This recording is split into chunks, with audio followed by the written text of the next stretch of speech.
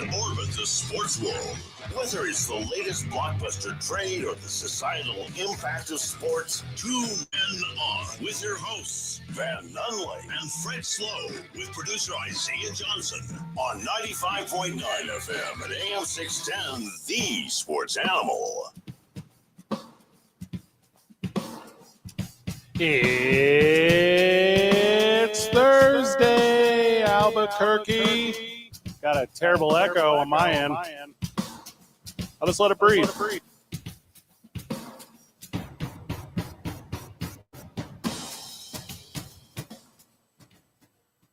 You ready for me, Isaiah? Always ready. Interesting interpretation. Not what that means. The, I do not think that means what you think it means. 2 for 2 starting the remote broadcast this week. 2 for 2, Van. We got to figure it out. If this, I'd love to have like my own personal studio where I could put like my name on it, where only I could like adjust the board. But you know, we got like a carousel of people that come to the studio. So sometimes Maybe like a checklist or something. Wow. Like a process or something. Take a picture. Oh, yeah, when it looks perfect, yeah. take a picture. Maybe like whenever make it look like that every time. Do like a checkout. Hey, set up for success. Confirm a picture. Yeah, when it looks right. That's you know what that means. It's not Van's birthday. That's what that means. Van had a big birthday yesterday. Congratulations, Van. 43 years I made it. You know, when I hit 40, it's like I want to bet with myself. Okay. So usually you get a little older, a little wiser. But honestly, I'm playing on house money, baby. Yeah. Every day's a great day. No one cares that you're 43. Yeah, once you hit 40, it's like you need to quit celebrating and start handling some business. 43 that's like the number of points that the Lobos gave up in the first half yesterday. It was only 39, but they were chasing 10 in the first half and messing around and making it interesting. Were the Lobos at home against Wyoming? They did close it out with like 30 seconds remaining, but playing down much? Shoot. You know, when you're at the top, heavy lies the crown. No one is saying what you're saying. From every game for the rest of the year, it's going to be all these loser teams Give them your at best the shot. bottom of the conference. It's their national championship because they don't got anything else to play for besides beating the Lobos. That was the national championship game for Wyoming. Yeah, they lost it. They had a quick start, though, 9-2 or 11-2 or something to start, and then they pushed that bad boy out to 16-7 with like 12 minutes left. Midway point of the half, it was a little bit closer, but not close. Big 6-0 run there towards the end, and before you knew it, it was chasing 10 points for the Lobos, and Dent had 10 in the first half, which is cool, but sure, where are the rest of the boys? And then good halftime adjustments. Coach Patino did that thing. They had that 10-0 run, to start, and then boom, 39-39. It felt not just doable, but it felt like they were going to pull away at that point. Did stay super tight up until the end, 30 seconds-ish remaining. You're gonna have to tell me out. Milichik's big three, and then it was over. So it was over from there. 13-1 in conference play, first time since finishing 13-1 in the WAC in 77-78, which is kind of cool. UNM they only led for like a minute last time. Yeah, I mean that's the best game Wyoming could have possibly played. They left everything on the court. They shot over 50% from the field. They shot over 50% from three, and it still wasn't enough to thwart the Lobos. They just struggled with Wyoming all year. If you count both games, right? So 80 total minutes, brother. They didn't hold 6 minutes worth of leads in those two games. Like they were not there to get out in front and stay in front. They were there to just pull it out at the end, and they did. But a little bit of a test that was unexpected last night. I thought for sure it was going to be another 12, 15, 20-point victory for the Bows, but again, played down in the first half. Yeah, I mean, we talked about this earlier in the week. Lobos actually need games like this, whether it's a win or a close loss. They need to be tried. They need to be tested. It serves them no purpose whatsoever to blow out teams. You want to play your best. You want to blow out teams, but you also need to see how thick your skin is. You need to see how you deal with adversity. Oh, man. And I think they did with it well in the second half. I don't know if adversity is falling down double digits. Like, I don't need to see that from anyone. Like, get out there and get going. Team. They're a real good second half team. Oh, I agree. Everything about them, like if anybody has a question of what does the coach mean to a basketball team, you look at them and you can tell that they're just coached very well, because every second half they come out and they figure things out. I know versus like Utah State, when they were playing for the 1 seed, that game was close at halftime, and they come out in the second half and just blew the doors open. So hopefully, I mean, I'd rather them be a second half team than be a first half team and like fall off. I mean, I would like both. If I could have both halves, that would be best. Yeah, coaching is an interesting one, because I've heard that exact take that Isaiah has given about many coaches at many schools. I always kind of critique it to this, and that's maybe a good halftime coach. Yeah. We just didn't prepare ahead of time? You're going to tell me we couldn't have come out like of the opening tip and all the excitement and energy there is to start a big game in the pit? Like, I think there's something to be said about being able to coach into that moment too. Good that they made those adjustments at halftime and figured it out. But feel free to call a timeout in the first half. Feel free to stop the bleeding on a run. Feel free to implement that stuff, before the clock resets. And Donovan Dent is as healthy as he can be right now. Yeah. Okay, but you don't want Donovan Dent playing 38 minutes and 22 seconds against a basement-dwelling Wyoming. You need a breather for your best player when you're playing one of the worst teams in the conference. It's a big sellout this upcoming Sunday. The Utah State, that's a 2 p.m. game. Get ready for that. CBS Sports Network. So that will be a good one. It should be a big win, but I thought this one should have been a big win too. So right, kind of in a tougher spot fandom wise of the UNM Lobos right now. When they fell behind early, I was going, I'm about to eat crow. Yeah. Eat crow so hard. I'm over here telling you how booty the entire conference is. And then the Lobos are going to come out and slum with Wyoming. No. Like, thank you for the second half. Thank you for outscoring them with 13 in the second half. Thank you for figuring all that stuff out. Because this team, also, I think it's like the longest streak in conference wins, like ever, or something of that nature. So going into this thing and setting yourself up, obviously with Utah State this weekend, and then really no more competition till the end of the tournament. Don't trip. Like, don't lose another game the rest of the season. That's the best advice. I mean, I will scream this from the top of the Sandias again. Every single team you play throughout the rest of the season, it is their national championship. They're going to throw everything at you. They're never going to play harder in their entire lives than against the UNM Lobos for the rest of the season. So, I mean, battle tested. Keep it coming, because no one's going to stop, and you better not either, Lobos. Speaking of the rest of the season, Utah on Sunday. It is then Boise State on Wednesday, San Diego State. That is the following week. Air Force, Nevada, and UNLV rounded out. UNLV is probably the toughest of the remaining opponents, just from this past season and what we've seen. So there you go. Big win for the Lobos. Keep riding it. Like if you for any reason think it's unfair in this world that the Lobos are unranked, and if you for any reason think that it's unfair that the Lobos aren't getting the national whatever, remember that they only beat Wyoming by 3. Do not be confused on what you're looking at. And what would I identify as an incredibly off night for the Lobos, they're still better than teams in this conference. Yeah. Like, that's how winnable this conference is, and the Lobos got it. Hey, give me underappreciated. Give me underranked. Give me underestimated every single time over overrated. Because Lobo fan, every year going into the Mountain West, every year going into the NCAA tournament, when you got all the hype, when you got all the heat, you got all the swag coming in, you're just getting yourself ready for a big disappointment. But when they come into the tournament, underdogs, they come into the tournament disrespected. That's when they play their best basketball, and that's what I want to see again this year. and Isaiah was talking about coaching a little bit earlier, and we're talking about the tournament. If the UNM Lobos regularly go 50% from the free throw line like they did last night, they will lose every game. Yes, they will.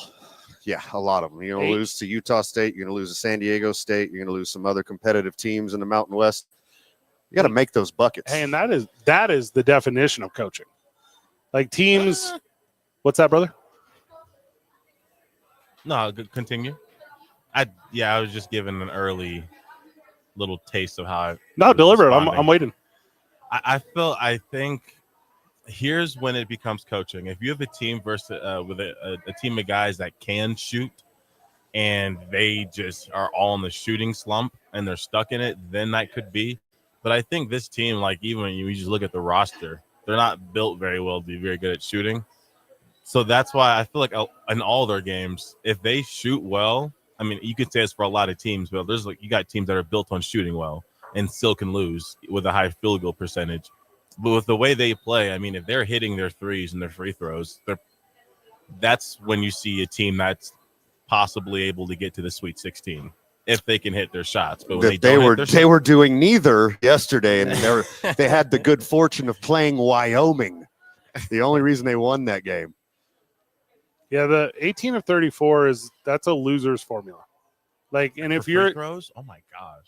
Well, that's what I'm trying to get to. And maybe you missed my opening point of this, but it's if you're 50% from the line, you're losing. Correct. Like fortunate they were to win this game. And if all you do when preparation for a basketball game is work the layup line and the three-point shot, you're cooked. Yeah. Now, we don't have a bunch of teams in college basketball or the NBA that are mid-range snipers the way we did 30 years ago. Sure. The way we did in the 80s. Not the game. No, those guys don't exist anymore. It was sweet, though, to see it. In the 80s, when Michael Jordan was in New Orleans and he was hitting national championship game-winning shots, that was sweet. I can't give you, outside of Michael Jordan, another mid-range jumper to win a big game in the last 60 years. Carmelo Anthony, the last one to do it. Oh, might be. It probably died with Carmelo Anthony. Jimmy Butler. So the guys that are trying to keep it alive is your Tatums, your Shays. Those guys, they're trying to keep the mid-range alive. Ant Edwards, he's real good at the mid-range. But, yeah, it's fading away. The only guy who scored substantial buckets with the mid-range that I think I have seen play in the last 20 years is probably Tim Duncan. I can't think of another guy who so regularly went to the well. And if you ask me for college, you would have to really – because even the what was the white kid from Gonzaga? But he shot threes too. It's not even like he was sure. But it's Morrison? Adam Morrison. Yeah, it's a coaching thing. Like free throws are not shots. Free throws are discipline. Free throws are breathing. Free throws are routine. Free throws are muscle memory. Free throws are coaching. If I'm the coach of the Lobos opponent and I have a good basketball team, say I'm the coach of Utah State, and I see Donovan Dent shooting 50% from free throws. If I see True Washington shooting 50% for free throw, I am hacking them all game. All game. I'm making you prove it. I'm making you go to the line and make those free throws because you're not driving down the lane and getting an easy basket. All these kids got 5 fouls. We got a whole team of them. Yeah, and then I'm looking at the three as well. Okay, some of these are bad, dude. Well, I don't know. Get to the gym early, shoot them. Get the reps in. I'll never understand it. This is free throws. It's so much different than when people are like, a kicker, that's your only job, make your kicks. For free throws, if you are a professional basketball player. Which they all are now. Yeah. I don't understand. I don't understand how you struggle with free throws. Maybe if it's a mental thing, I understand. But if you're just a player that is bad at free throws, I don't get it. I feel like it's not enough repetition. Well, outside of Masevic, here they are from 3, okay? Flip was 0 for 1. Mustafa was 0 for 2. Donovan Dent was 0 for 3. True Washington was 2 for 4, so that's not bad from 3. We talked about Masevic. He did shoot 100%, 3 for 3. CJ was 2 for 6. Braden was 0 for 1. So, I mean, they're not shooting from 3 either. keep stealing the ball. They have 10 steals last night, double-digit steals. Like, got quick hands. Sure. Get out in front, try to get to the basket. Do not think for a second that you are a team. I got the 3-point percentage right here, 35% on the game. So below where you want it to be, below. Yeah. Well, also, if you're going to slip up against Wyoming. Sure. They're not the business. But Brad, they played really hard. I don't care. Like, they got 4 wins or something. Like, ugh. Yeah.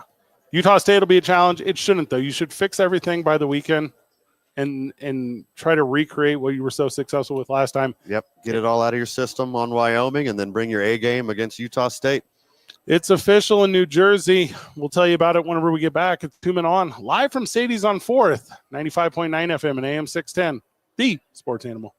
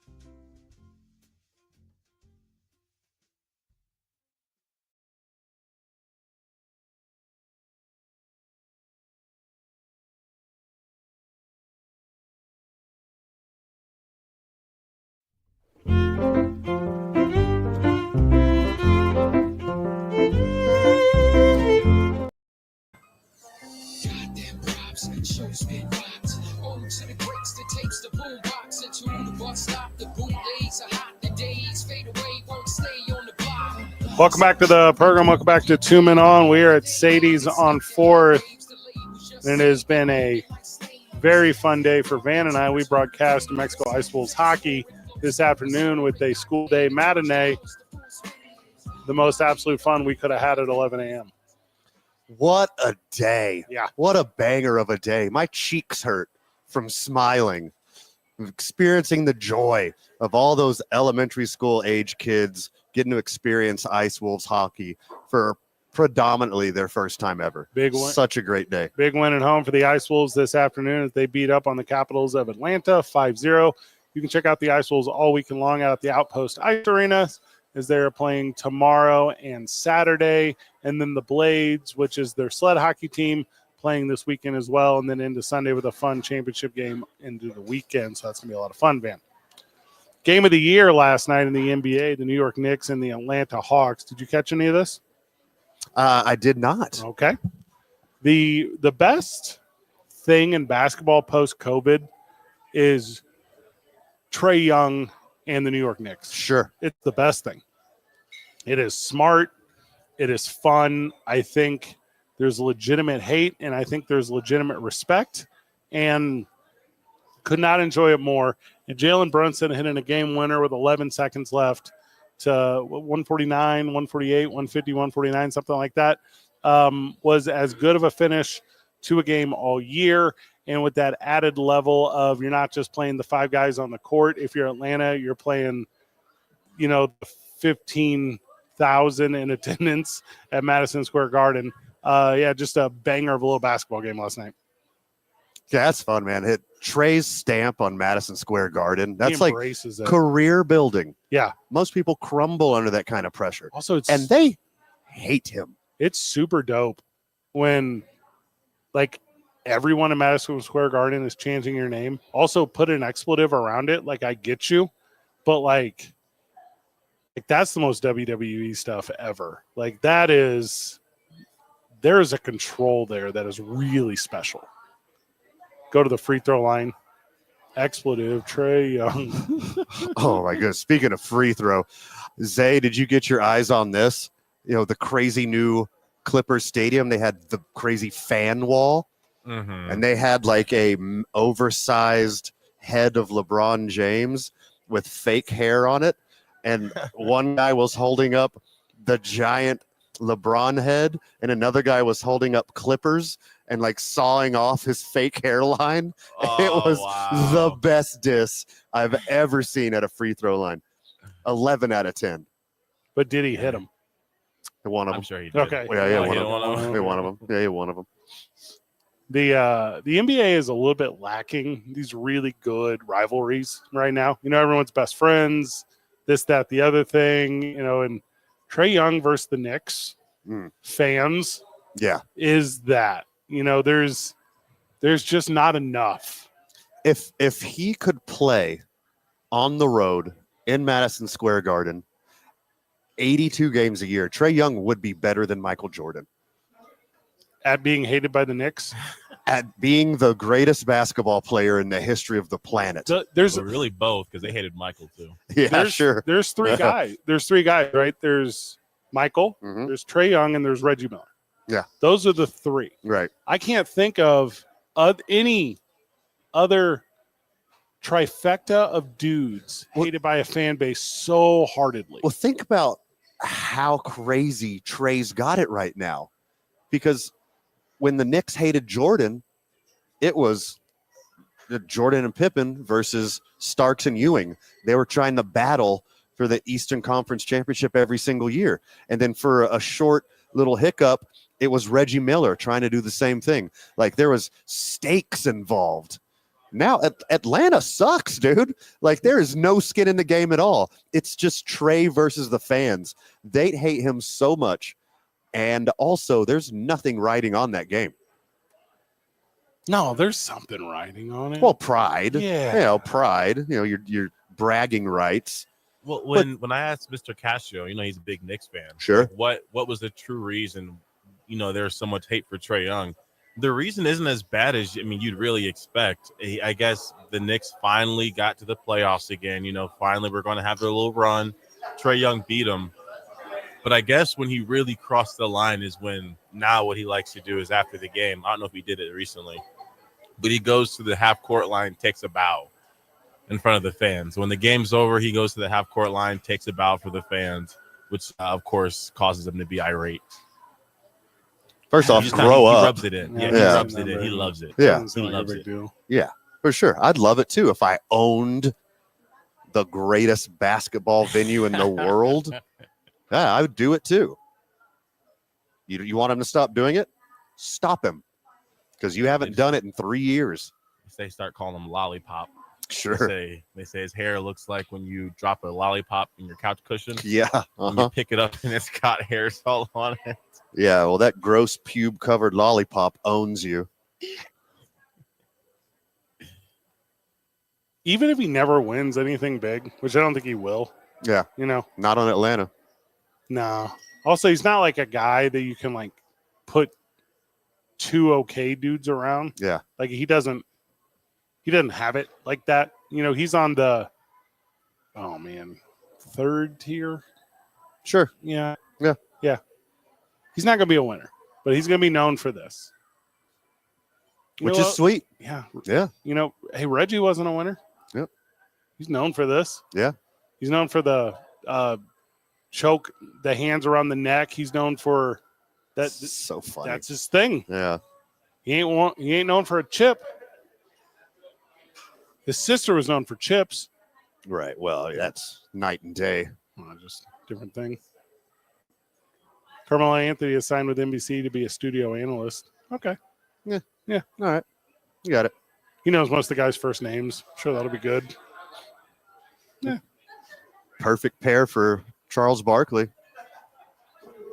You think? Both top 5 in the NBA Well, guys who never won a championship. Well, They're kindred spirits. You don't mean pair, though. You mean like juxta, because it's NBC. Yes. Yeah. Yes. Correct. What are you going to talk about, though? He never talked. He was never. Are we sure it's NBA? Because he would crush NCAA. He was only there 1 year. Yeah. What's he know? He's the best in the business. That McNamara kid was there 4 years. Won it all by himself. That's so funny. We step away so we can come back. A ton going on from Sadie's on 4th. We're only on until 6:30 tonight. Women's basketball. Exciting. Takes over this broadcast. It's 2 Men On 95.9 FM and AM 610. The Sports Animal.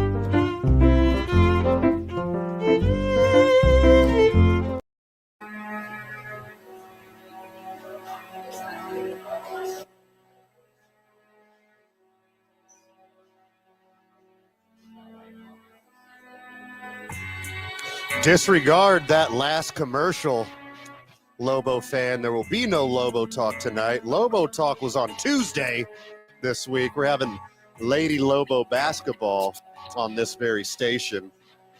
JJ Buck on the call, 6:30 pregame. Could be a good one. It's always a good one when JJ's on the mic.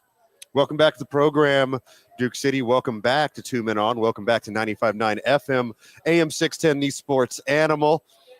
Zay. Yeah. A couple good wide receivers on the trading block right now. Really? Rams say Cooper Kupp is up for grabs. Niners say Deebo Samuel is up for grabs. I could name probably 25 NFL teams that would love to have either one of those guys. But I got a trade scenario for you. Say, hey, welcome back to the show, Fred Slow. Back. I made it back. I got a trade scenario for me. Tell me how crazy this is. Okay. Mm-hmm. The Los Angeles Rams It's already crazy. want to move on from Matthew Stafford. Like I just said, Cooper Kupp officially on the trading block. New York Giants are looking to compete now. You trade both Matthew Stafford and Cooper Kupp to the Los Angeles Rams for the number 3 pick. And with the number 3 pick, the Rams choose Shadur Sanders, and he gets to be in Hollywood, his rightful place. Welcome to the Los Angeles Rams, Shadur Sanders. I like it. I just think that the Giants would have to get a second-round pick as well. Yeah, sure. Give him whatever. Yeah, give them a second-round pick. Third. They get a third and a fifth. Because they would need to, well, hold on here. The Rams, the Rams would need a second round pick because you would at least need somebody else. You're getting ready to Cooper Kupp. Shadur would be nice, but you'd need another receiver. They got Nuki Lapuki. They already got a number 1 guy. No, Just need one more. And they already got a couple number 2s. nobody's trying to go out there. They'll be fine. Like aging Matthew Stafford, aging Cooper Kupp. If you could package both of those guys and get your quarterback of the future back, you make it. You send Matthew Stafford, you send Cooper Kupp, you send a 3rd round pick, you send a 5th round pick, you send, hell, throw in a 7th round pick too. Who cares? If you can get Shadur and lock down your quarterback of the future, you get a superstar in Hollywood. You do that. They're going to end up with that Dart kid. That's who they're going to end up with. Which I like. Yeah, he's not bad. Give him a second round. Like, it's not going to be this thing you're describing. Also, the Rams are not that squad. When Cooper Kupp came out and said, they traded me, it's not like the Rams came out and said, we're trading you. And they officially came out and said, he's on the block today. Yeah, after. Yeah, they don't have their stuff together. Nobody is trying to be over there. Like, that place is too weird. Yeah, that's why I like it.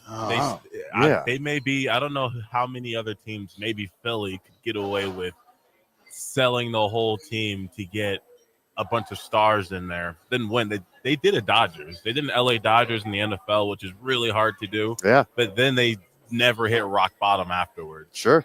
They kept rebuilding and rebuilding. A lot of it has to do with a successful front office and a top shelf football coach. I know Fred hates the owner, but he's had success everywhere he goes. Stan Kroenke is that guy. He will pull the trigger on a mega deal like this, and they will find success immediately. Their GM's weird too. What's the beef with Kroenke? Here's my deal. Because they stole the Rams from St. Louis. When it comes to organizations that don't have it figured out, they is one of them. They are the organization that exactly has it figured out. F them picks. That was genius. They blew up the whole ship, went after one, got the ship, and then they're still successful. I don't know why we're sitting here talking like they're world beaters over there in the NFC West. They ain't. The only thing that's really going to help them is when the 49ers have to give $55 million to Brock Purdy next year. Which they should not. Have to is a reach. We should not. Purdy needs to do a Tom Brady deal and keep some of those studs in San Francisco. Because if you're paying Brock Purdy, who is not top tier, he is top of the second tier at best. If you're paying him QB1 money, you messed up the future of your franchise. You're gonna tell me you don't pay that dude? I think you give $50 million to anyone who's top 15. They got him off the trash heap. I would rather trade Brock Purdy for more assets and get another quarterback. I don't think Brock Purdy's that dude. He is surrounded by one of the most talented teams in the NFL. He has played in a Super Bowl.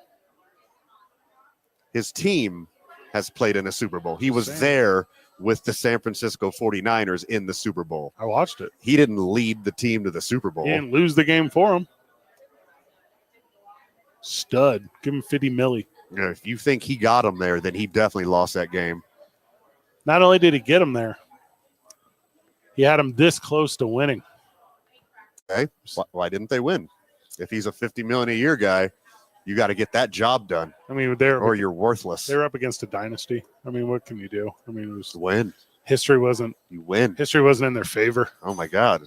How did the Eagles pull it off then? No, that's different. They're starting a dynasty. So you're saying if the Eagles had Brock Purdy, they would have won like 120 to nothing. No. The Eagles are better than the Chiefs. The Chiefs were better than the 49ers, which makes the 49ers. Brock Purdy is the third best quarterback in the NFL. Well, insanely hard disagree by your elementary school logic, which we got a lot of today. Sure. Yeah. That would be correct. Jalen Hurts is number one. And it's actually Tua because he beat him out in Alabama. All right, so here's actually how the order works, okay? Yeah. Number one is Tua. Okay? Number two is Jalen. Mac Jones. Oh, I did forget about Mac Jones. Whoopsie. Oh, yeah. Okay. Now, did he lose to Lawrence in a national championship? That happened? Yes. Okay. All right, so here's the actual order, okay? Yeah. Number one, Tua. Okay. Josh Allen, because he just won the MVP. And then but he wasn't the offensive player. And then Trevor Lawrence, and then Mac Jones. We're getting close on the list. Also, any rookie quarterback coming in. We're just playing if you give a mouse a cookie with NFL quarterbacks. Now, what is that? I don't know what that is. Okay, we're going to do that during the commercial break. You're going to tell me what it is? Yeah, I'm going to explain it to you during the commercial break. I'm going to read it to you word for word. It's a children's book. The book is called If You Give a Mouse a Cookie? Zay, did you read If You Give a Mouse a Cookie when you were a kid? That. I 100% did. Yeah. I 100% did. I've never read a book. Oh, and apparently they've never been read to you either. Oh, I couldn't. Which just made me a little tinge of sad just now. What did? If no one ever read a book to you. Why? I would not want that. Oh, okay. Has someone ever read a video game to you? So, do you know in video games when there are like you have to read like words on the screen and stuff? Yeah. Like XXXXX. There's no way am I going to read it. If Final Fantasy is like Super Mario, you're my hero. No, didn't get past that part. Is that a line from it? That's the very last line of Super Mario World. Now, those games that don't let you skip. Those are the worst. No, you know what those get skipped across the floor. I'm not. I don't know the exposition of Mario. I know that it starts, and then you're in World 1, Level 1. Yeah. And I don't know that I know. Yeah. And I know that one Goomba that has killed more people than anyone ever in the history of video games. Yeah. And you jump on a flag, goes, and then it goes, do. That's correct. Yeah.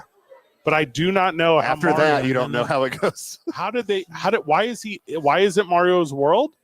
Like he's obviously the only human being in it. I don't understand how he was transported there. Number two, I don't really know the goals in mind. Yeah. And then lastly, I'm not into animal morphs. Okay, why? Go on, please. This is important. I don't want to tempt the fae. Okay. You know how I get. Yeah, I know how you get when you tempt the fae. I'm not going to do it. Mm-hmm. I think it was Super Mario's World because it was a plumberless world and they're the only plumbers. So no one knew how to navigate this weird magical tubing system except for a plumber and his taller, better looking brother. So you're telling me that Mario went into a sewage pipe. Correct. And came out in Mario's world. Yeah. And because he was the first to discover it like a star, Sure. he got to name it. Yeah. It's like, remember in Idiocracy? Not, you'll have to really encourage me to remember. So he's like the most average, intelligent person on the planet Mario. in Idiocracy. Okay. And then he wakes up hundreds of years later when the whole world is dumber. You're talking about Demolition Man. And then he becomes the smartest person on the planet. Yep. Same Okay. story. Same thing with Super Mario, but he's the only plumber. And his brother. And his brother. Yeah. The only plumbing duo who apparently they can never work at the same time. So one of them has the day shift, one of them has the night shift. You never seen Mario and Luigi at the same time on the same level, have you? Yeah. They It's have, one or the other. no. I absolutely have. They have to jump against each other and hit the POW button. They have See, to we're what? talking different Marios now. Yeah. That's way later down the road. Sounds like more Wii. Yeah. More That's the in- Wii Mario. That's in the Marvel Mario universe. The Mario I'm thinking of doesn't even have the big Goomba. It's just more like the worst part of the Super Mario Bros. I'm thinking of the Mario that's connected to the Duck Hunt. That's Mario. You know, That's Yeah, Mario. I think it might be the That's first just Mario. one. Yeah, that's Mario. That's Super Mario. They didn't Bros. have to like jump against each other and and you can run Not off the in that side one. or whatever. I know. Way later. I'm talking about the OG universe. I think I am Super too. Mario. No. You're There is thinking no of the Mario, tandem. he There's does no like a- tandem jumping. You're It's talking not like about the the one where he does MCU, the Mario Cinematic Universe? Correct. Yes, I am. It's Awesome. Yeah. It's 2 Men On, 95.9 FM and AM 610, the sports animal.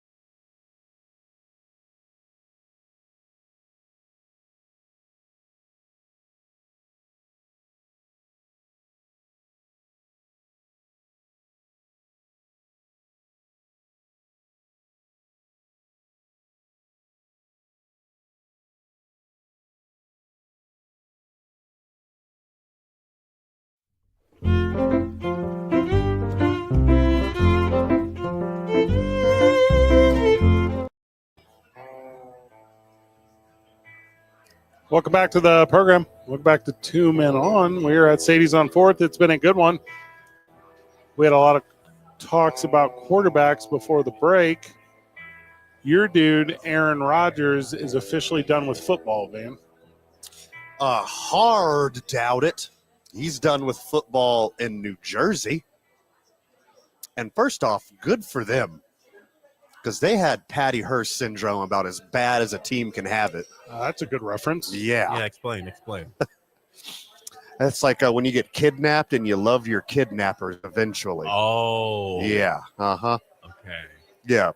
Like the movie People were Split. so excited to have Aaron Rodgers, fresh off of 2 MVP seasons, go to the Jets with their elite defense to try to win championships. And it was just as awful as I told you it was going to be. No. Yeah. He was that's, he blew his Achilles, and then the very next year God came bless you. back. The what? God bless you. Yeah, thank you. And then last year, he's the 25th ranked quarterback in the NFL. Which, to be fair, To be fair, is like 5 spots higher than where the Jets Dak normally Prescott. are. if you're Yeah. Rodgers, I don't want to see Rodgers go somewhere and try to turn the franchise around. He's going his to own- LA. He will be with the Los Angeles I would Rams. like it. I'd like that for him. the Minnesota Vikings have a chance to do the most hilarious They're thing not going to do it. in the history of They football. won't do it. Put him on the exact trajectory as Brett Favre. They're not going to do it.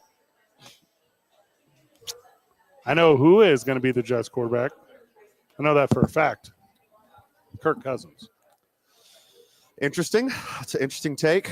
I like a Sam Darnold reunion. Nah. Second chance romance. Sam Darnold back in Jersey. He's got his chops. He's proven himself. Hey, you were wrong about me. But guess what? I want to throw to Garrett Wilson. I'm coming back. Did Pittsburgh get rid of both their quarterbacks? Not technically, but possibly. Okay. Yeah. Maybe one of those two? Not officially. I don't want nothing to do with Russell Wilson. Why are you saying that? He had 2 good games and then tanked his team. He had 0 chance. Is Mitch Trubisky available? He seems like a New Jersey Jet. I'm sure he's very available. If you call the Trubisky camp, I'm sure they'd be more than willing to sign up. Now, I believe Cooper Rush is a free agent. Now we're talking. That's what I'm talking Now we're talking about elite level quarterbacks going to Jersey. Whatever team Cooper Rush goes to, there'll be a better team for having him. Mm-hmm. One of the Steelers quarterbacks, because technically that's 2 picks. So one of the Steelers quarterbacks, Okay. or Kirk Cousins, or the New Jersey Jets trade for Trevor Lawrence. Which one of those do you like? Trevor Lawrence is going nowhere. All those reports are some of the dumbest reporting I've ever heard in my entire life.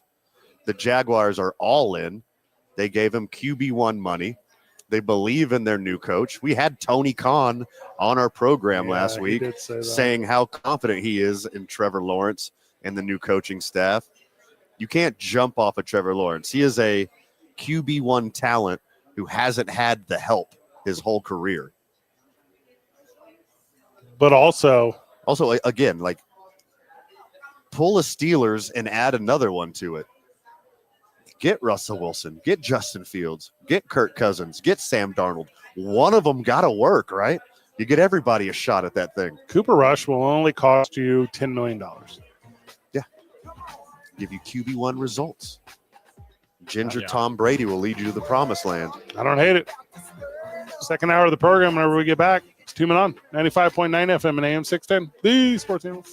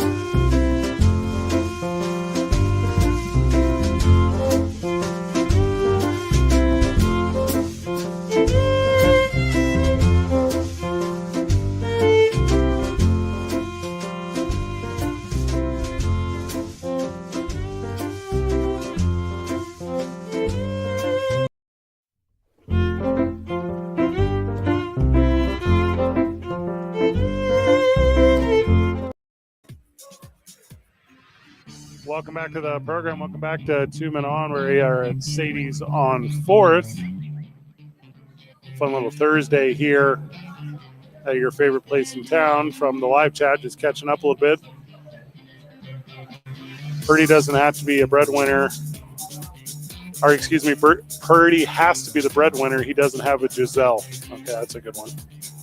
Excellent point. Yeah, excellent point. We didn't think that one through. Good looking. So now Vanna's back on my team, which when given the options of teams available to Van, this is the best one for him to be on. I mean, it's the one I've already joined, but by default at best. No, not by default. The Raptors are currently sitting at 17-38. Is okay. Doing jingles? We doing jingles today? 10 years old is Fetty Wap, 1738.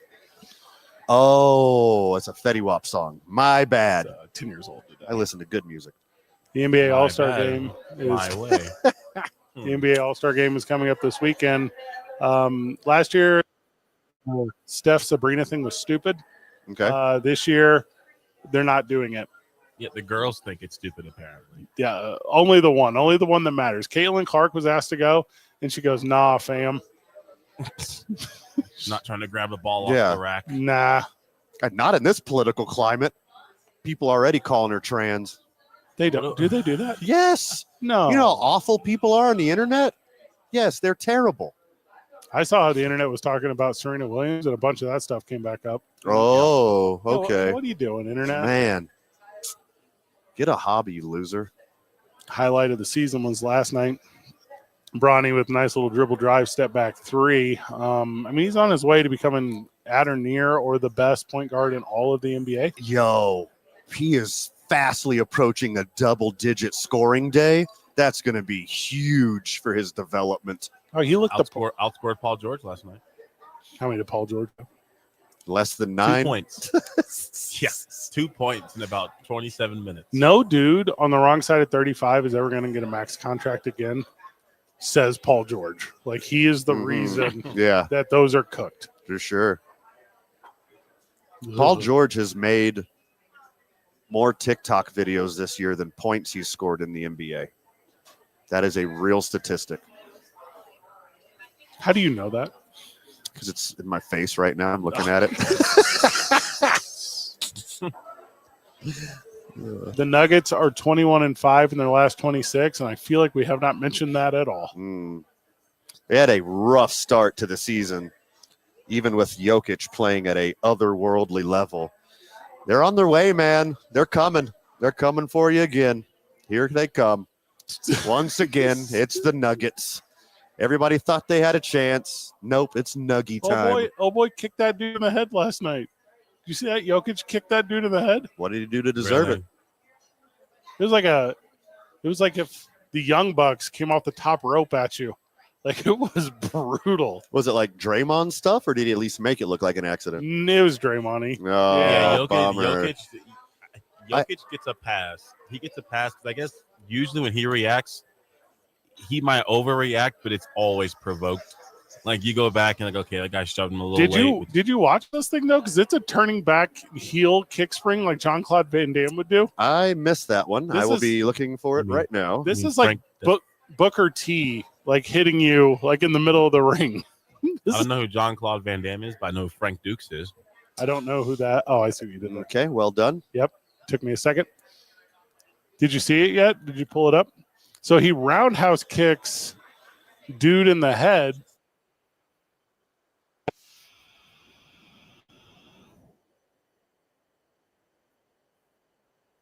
First off, that's different.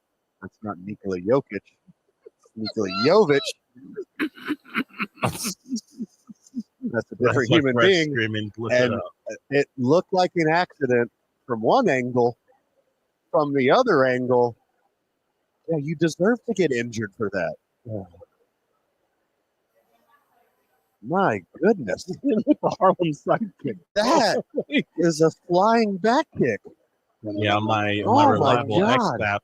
My X app, I'm seeing a video of Shawn Michaels hitting Undertaker with a sweet chin. And it says that was Jovic as soon as he saw Joe going for third. I mean, to be fair, To be fair, I never saw Booker T grab his quad afterwards. well, they're built different. Could have done a spin and Rooney afterwards. Right out of the court. Okay, all jokes aside, that is literally what Frank Dukes did to Chong Lee in the final battle. I'm telling you, It's like, it's learned. you know how much I tried doing that kick as a little kid? You see him do it in the NBA game? That's a dream come true. Also, Get it like, connected. can we put some respect on this? He hit dude in the head, and dude is, we learned yesterday, at least 6'6" tall. Like, he's probably taller, but he put that thing all the way up and brought it down on his chin.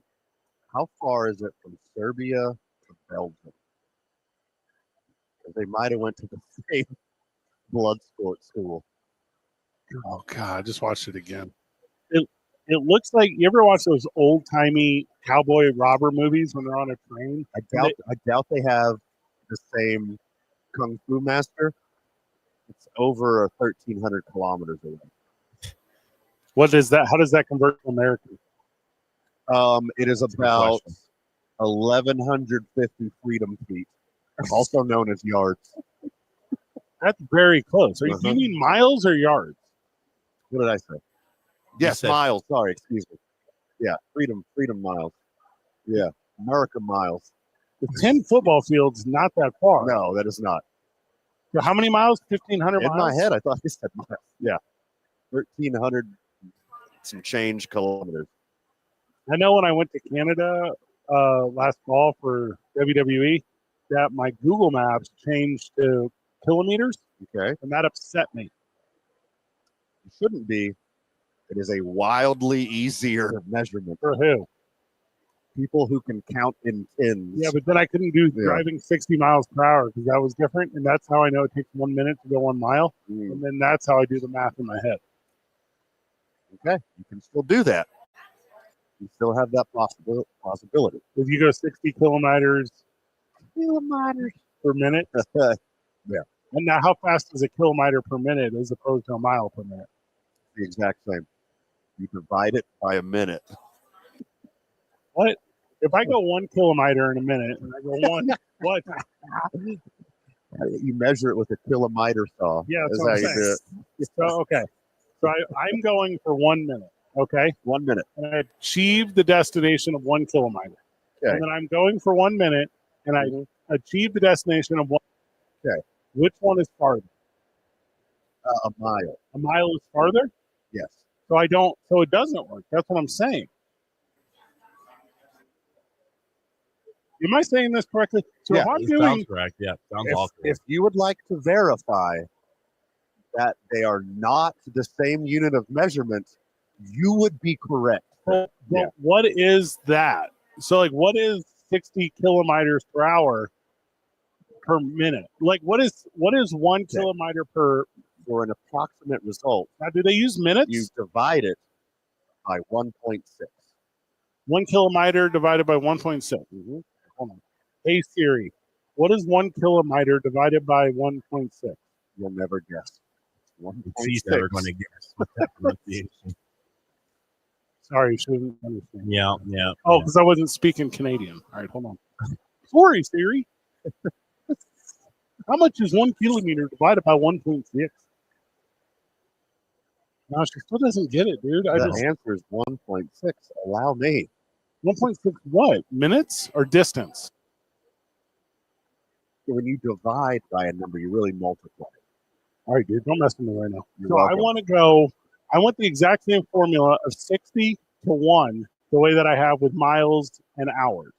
Now, how Okay. do I get that? How do I get hours and kilometers 60? Okay, so it's 60 stories for every maple syrup. How fast? So that's how you do it.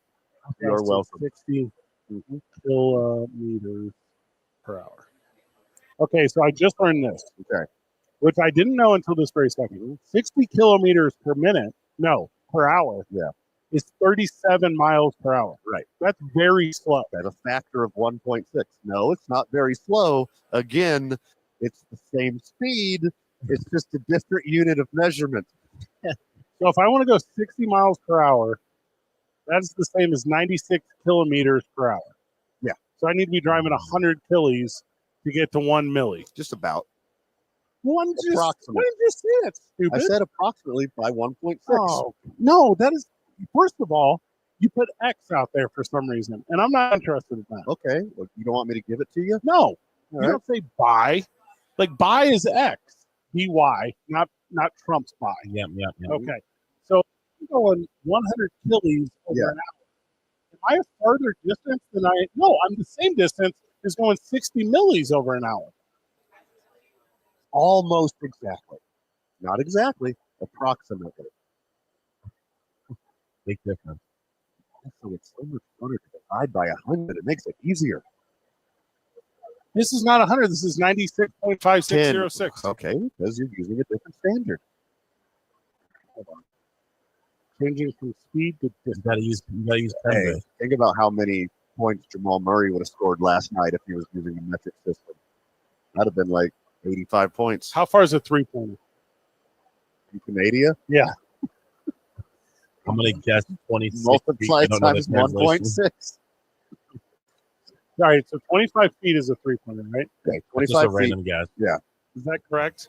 I know when you shoot kind of deep, they say from 30. So I'm gonna guess 25. All right, so the Gotta be. NBA three-pointer distance is 23.9, okay? And that might depend on the spot of the court. I know the corner is shorter than the contest. What? Corner No. threes are 23.9. Guys, they're all the same. No, they are not. Mm. In the Not the corner, Corner threes are 23.9. No, it's- 25 for the incorrect. So the corner is 22.3, 22.3 and and 23.9. then the rest. All right, so you know where it goes from like flat chested to rounded? Mm-hmm. Okay. So the rounded part is 23.9. Okay. Okay. So if I do 23 point, no, I did that back. I'm going to do 23.9 times 1.6. So you're telling me it's 38.24 kilometers away from the basket? Because that seems far. Regular meters. Meters, not kilometers. 3, not 38. All right, hold on. So 23 point, what did I say, 9? That's the number of, I have to convert that to inches. That's the problem. So 23 times 12 7.2 meters. is 276 inches plus 9. So 285 inches. Okay? All right. Now I need to multiply that. Well, I just screwed up. So 285 inches times 1.6. So it's 456 millimeters? Centimeters. Yeah. All right, there you go. There you have it. If you haven't gotten to a wreck already screaming at your radio, I hope you know the metric system better than Fred. Why would I know the metric system? You went to math class at least once or twice. How Now, about science class? are you talking college? Because I took none. Okay. I have a college degree. I never took math. How did they allow that? I tested out. Yeah, I got very lucky with that. Not in the metric system. You didn't. They didn't That's what ask the metric system. Oh, I That's went to what an I knew American college. Yeah, that's when I knew my high school was pretty elite because I sucked at math. So when I got the placement test and I tested out all the math classes, then like 90% of the team had to take math. I was like, okay, I feel smart for once. And I was at JUCO, but so that could have something to do with it. Not really a team full of the best graded kids. Yeah, but you just answered everything in first downs. No, I ran through that placement test because the stuff I struggled with, none of it was on there. Like it was all the stuff that I was pretty decent. I feel like it was like statistics and stuff. It was like easy. And then I got to college, which was also low key. I kind of have just skated through higher education. Yeah. I didn't buy books or anything. I don't think anybody's contesting that statement. I got a whole degree. It's like on my wall. Mhm. It's on a wall somewhere. It's probably in a pile. I've seen it. I didn't believe you, and you showed it to me. The last time I touched that degree, I went blow the dust off of it. How many square millimeters of dust blew off? I don't know how many. Well, hold on. It's an 8.5 by 11 piece of paper. Okay. No, it's covered in. Frame. No, it's covered in how much dust? Some. Say 1/16 of an inch of dust. And also, it's not like I open my doors a ton, so it's probably dander and gross stuff. Bodily debris. Debris. Zooming on 95.9 FM and AM 610. The Sports Leader.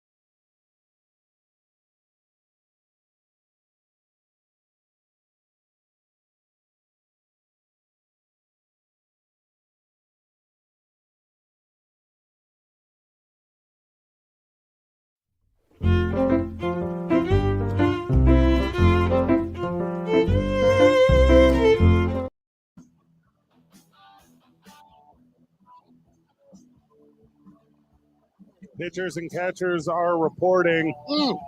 But the only reporting we need to do at Major League Baseball today is about Albuquerque's own Alex Bregman.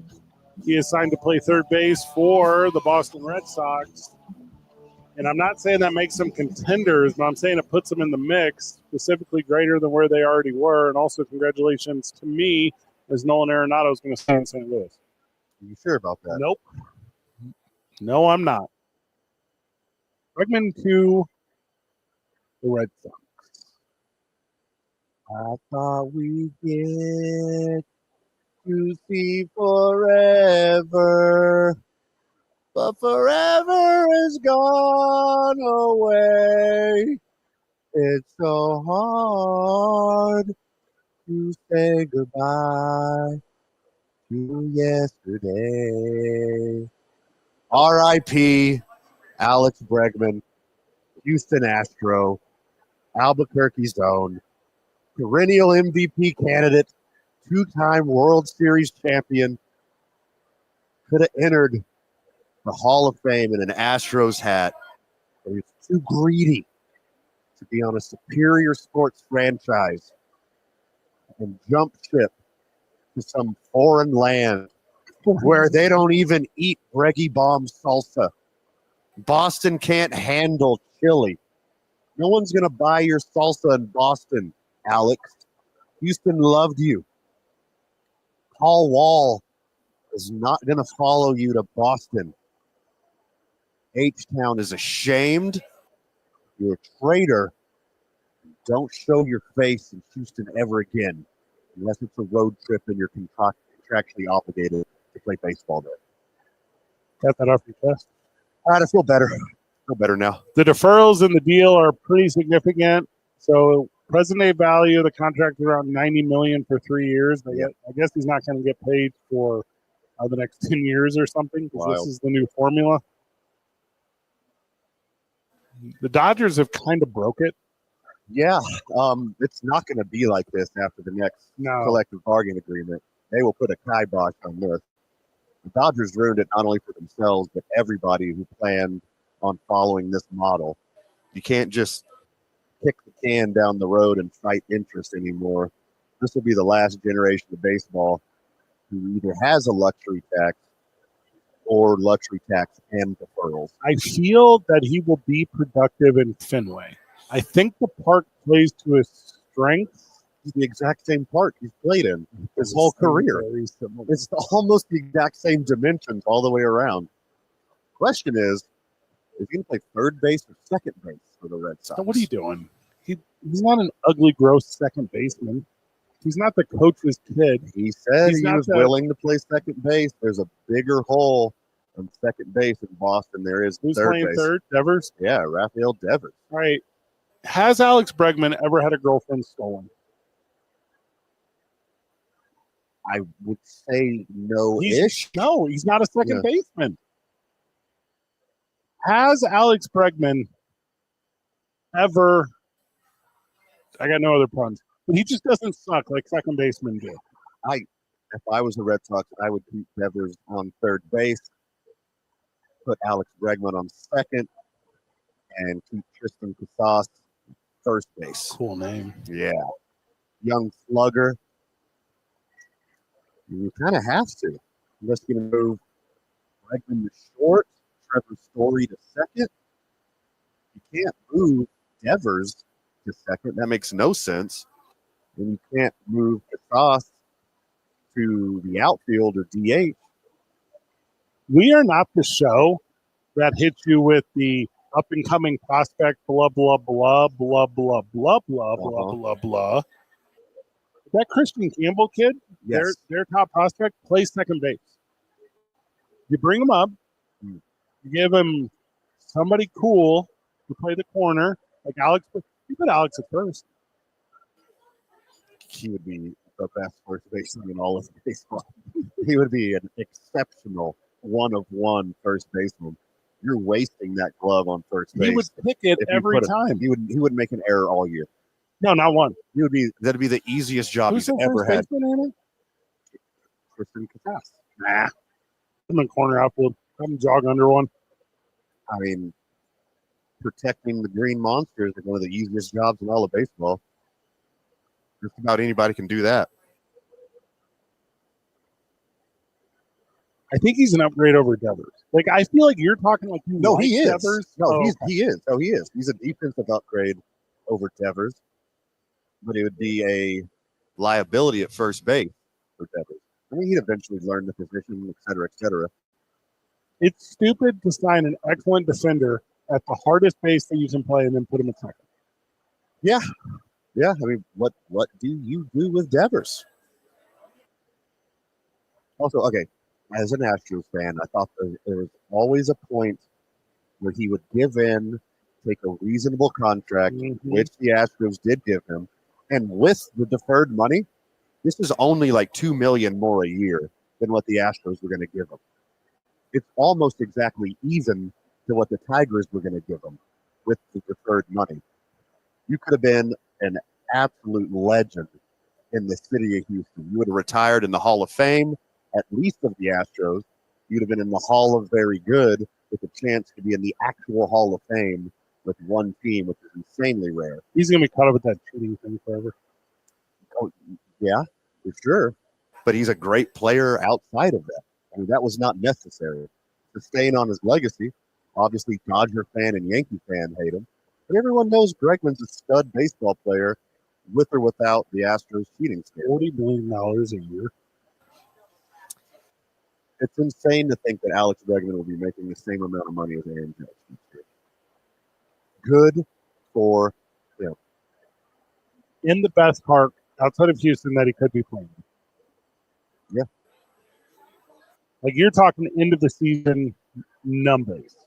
If he has like a super, again, another MVP candidate year, he's going to opt out and get a better deal because he doesn't have the qualifying offer attached to his name. You're not going to lose a first-round pick. You're not going to lose international bonus pool money next year. But if he has an average year or a down year, he's going to be the worst $40 million player in the history of sports. If he has a down year, the Red Sox finish in last in the AL East.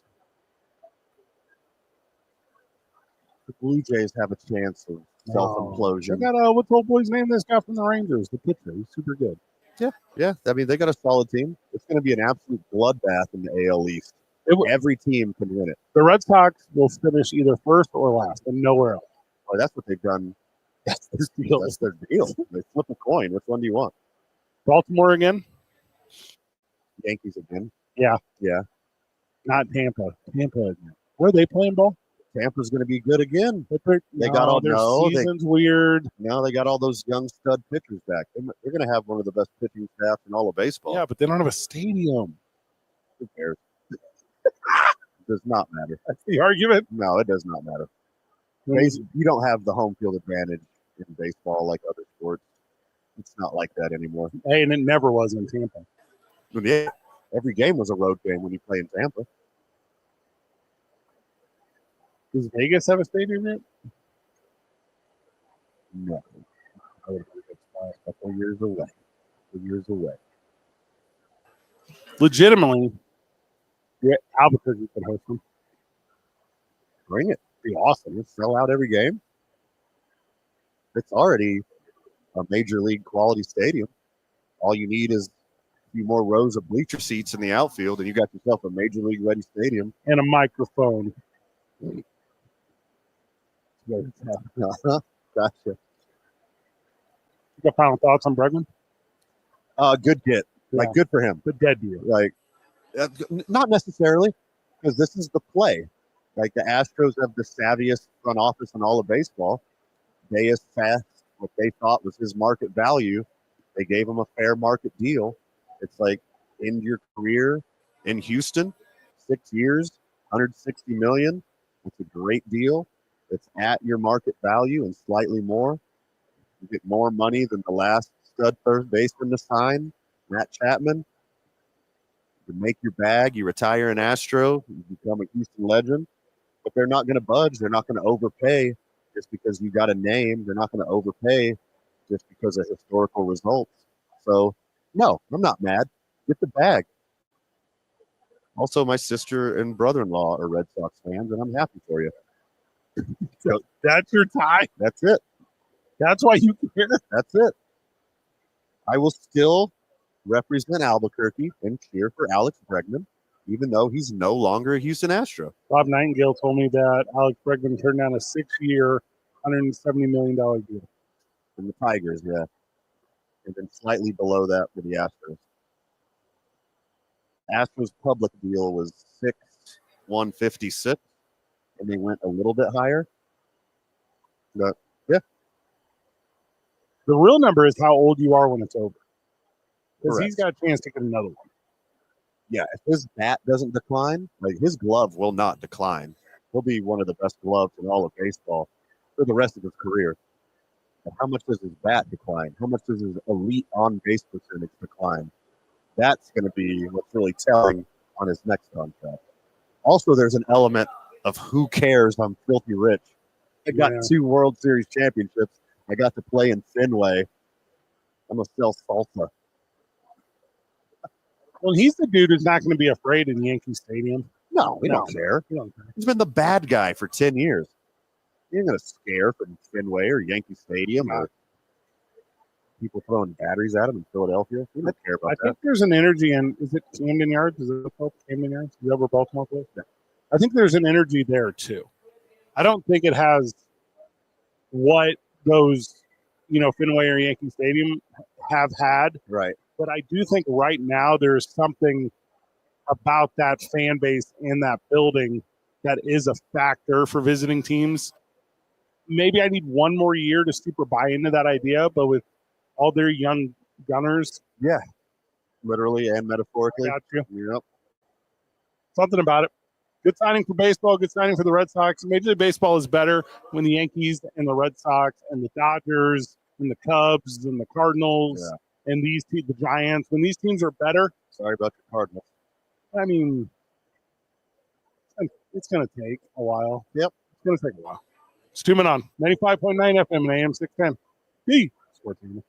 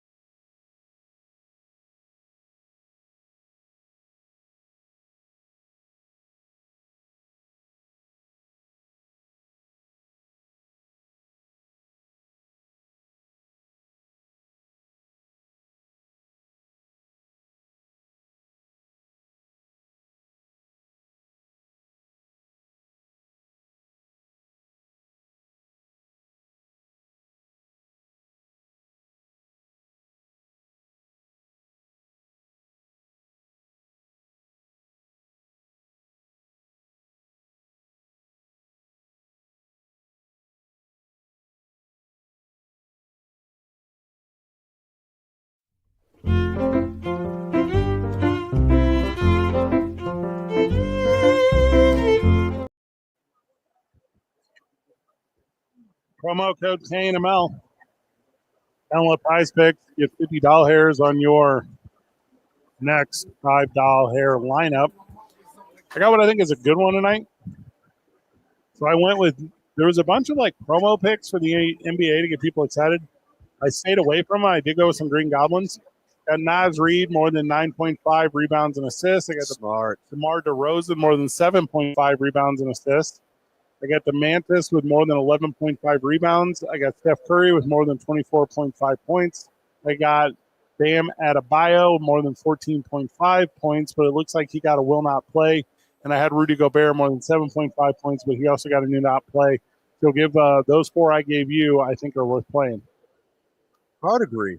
And Prize Picks is doing you a little solid today, one day before the All-Star break. Every single game tonight has a discounted projection. You can get yourself a little drop down from 22.5 to 17.5 points for Tyler Hero, 31.5 down to 25.5 points for SGA, 22.5 down to 17.5 points for James Harden, 28 down to 21.5 points for Anthony Edwards. And rebounds, we got 14.5 rebounds down to 11.5 for Domantas Sabonis. You only do one at a time, right? Only one at a time. You can't make a whole lineup with all discounts. But I like to take some of those discounts, pair them with some little gobby boys, little green goblins, and I really like my chances today. I only have 6 lineups today, so no big deal. NBA got you. Yep. It's a fun one to play. Baseball is obviously my favorite. I love goblin lineups with high strikeout starting pitchers. I just love it. I've done very well on that. But taking studs who I know are going to take a bunch of shots and taking their lowered projection, you get a lower payout, but the probability is so much higher if they're going to hit that mark. I'm okay with only getting 3-1, 4-1 instead of getting that big 12-1 or 20-1, whatever. You just keep winning and winning and winning. There you go. Name Prize Picks. I played last night college basketball. Played with the Lobos. Yeah. You let me down. Yeah. You picked a pretty bad time to play more points on the Lobos. Not enough of them did. They cleared by half a point, correct? I had him going for rebounds, so I was good. Oh, okay. Yeah, but Obi going for 23 points, rebounds, and assists got me, and Nelly Jr. Joseph left me hanging on the glass. So, bummer for me. It's not that I'm mad. It's just I think I know better. And I don't. It's like incredibly – college basketball is so hard. Yeah. And it's not hard for me when I view it as a fan, like a pomp fan who thinks they know the game better than all others. Like, that I can do. But if you're like, hey, Fred, this team pretty quickly goes from man to zone. And when they do that, their opponents, only convert baskets on every 8th attempt whenever they make that change. No, I don't know that stuff. I'm not going to be able to tell you what to look at. Got the Clayton Kershaw deal here. You ready? I am. 7.5. Okay. But here are some incentives. You ready? So 7.5 base. But if he pitches or if he starts the 13th game, Van, $1 million. Okay, thank you. If he starts the 14th, That's a good deal. If he starts the 14th game, $1 million more bucks. If he starts the 15th game, Van, guess what? $1 million more bucks. Ooh. If he starts the 16th game, Van, All right. you know what that means? $1 million more bucks. Plus, for each on the active roster, for each time he's on the active roster for 30 days, $2.5 million. So this is going to end up being a pretty lucrative contract. All he has to do is stay healthy, which he hasn't done in 5 years. $1 million for 60 days after that, and another $1 million if he goes all 90 days. So this contract says, as long as you're healthy, brother, we got you. Stay healthy. Just be healthy. That's something. Also, Clayton Kershaw fills seats. Yeah. Like, people go to see him. You take care of your legends. Dodgers legend Clayton Kershaw deserves all of these bonuses for showing up.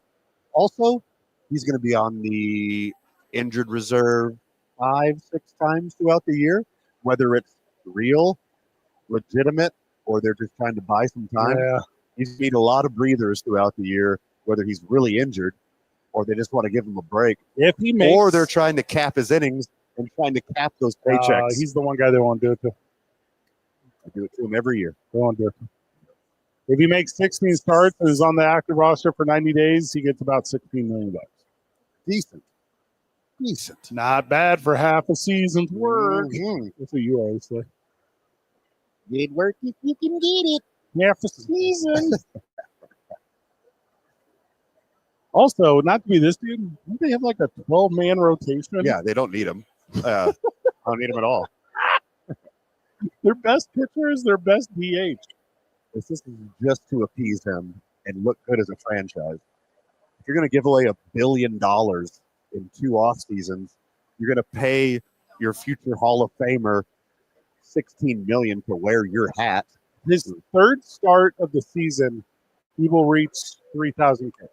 He's 21 away. He won't get 21 in his first 2. Might take a couple more than that. You don't think it'll be 3? I don't think they're going to let him pitch 6 or 7 innings. It'll be 5 innings tops. So let's say he gets 4 games, 4, 8, 12, 16, 26 games in, 7 games in. 5, 6. Yeah. 5, 6. All right, Yeah. I'll buy that. Yeah.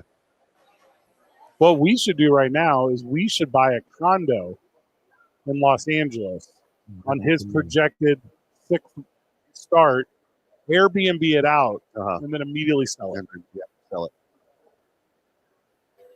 I think there's kind of a housing crisis in LA right now. Wouldn't touch that market. It's not as funny as I Wasn't supposed to be that funny, just a little bit. rent it to me. Dog, you can barely produce from the studio. You're not doing this remote. Oh, they figure out a way for me to produce remote. Hey, Siri, call Kaylina. Make this thing happen right now. So funny. Like I would have her number. Live from Sadie's on 4th. It's 2 Men On, 95.9 FM and AM 610. The Sport News.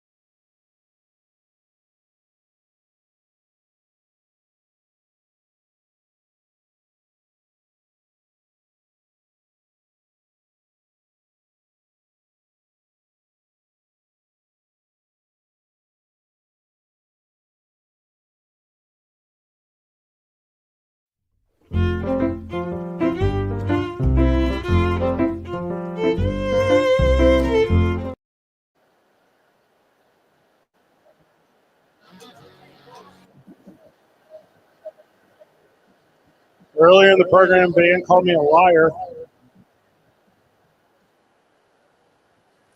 I mean, that happens about once a program. What are you talking about? Isaiah, we got a little bit of a kickback there.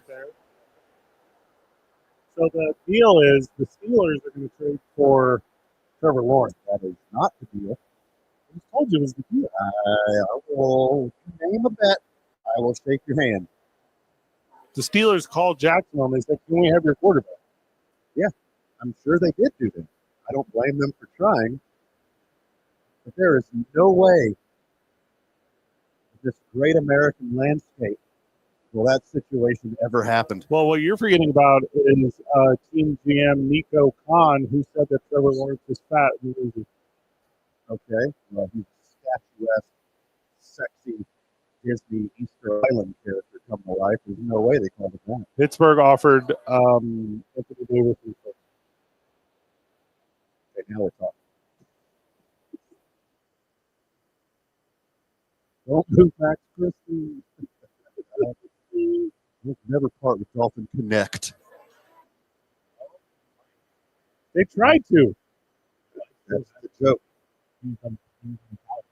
Therein lies the rub. Why was he pouting? He's on the sideline and also the big erratic he was physically upset and kind of pouting on the sideline, not laughing with other people. Understandable. You know how bad things that be going in my life and you were expecting to do it. You know how many things in a row would have to just crumble? You know, it's a new day out here, Fred. You get a nice, form-fitting jogger, a good, clean shirt. It's a new day, man. The jogger is the yoga pants for dudes now. It's socially acceptable. You're happily with a lady, so you don't need to appeal to the you love this stuff. Ooh, good point. Ladies love gray sweatpants. Hello. Hello, didn't say. CSW.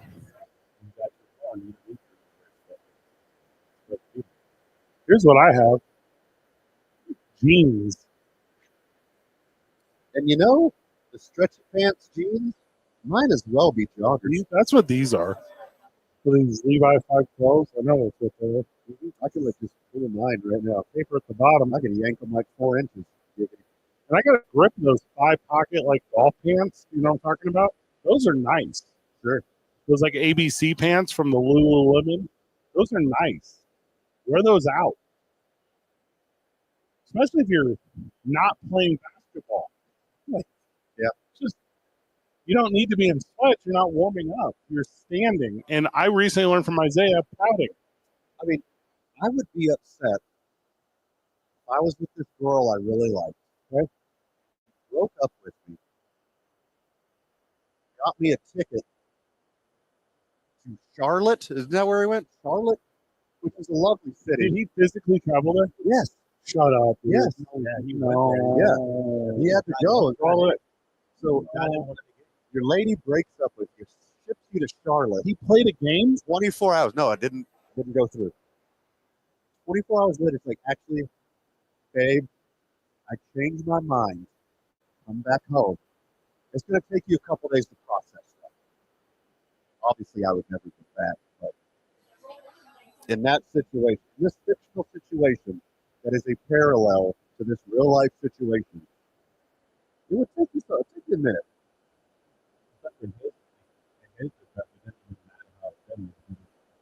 You have to do You're it. in a contract, yeah. He was already stuck there. Yeah. And not to be that guy, he is a rookie. Did him an insanely huge favor. And then you're after the Eagles. What? You've been there 6 months, brother. Yeah. You know, But you got such a cool nickname, man. what is it? Connect 4. His name's Connect. You can take Jersey that. number 4. You can take that anywhere. Still not the Lakers. Hey, is that why JJ traded him? Because he would start wearing a jersey on the sidelines? So he was wearing sweatpants. How long do you give a dude? To get over it? Yeah, A day. that's it. A day. The flight back. Yeah. You get two methods. Go have yourself a spa day or drink it out. Wild. Come back to work tomorrow. Is he old enough to drink it out? Get over it. Excellent question. Yeah, he went to He's college. a four-year college. 4-year guy. Oh, then he's got to punch in. He said, this is work, bro. Good job. I've had bad days. They keep showing up. Anyone who also says, to be honest, I don't trust their honesty. They're not going to be honest. Moving on. Live from Cities on Forest. It's our Ish and Diddle soundbite of the day whenever we get back. 95.9 FM. AM 610. The Sportsman.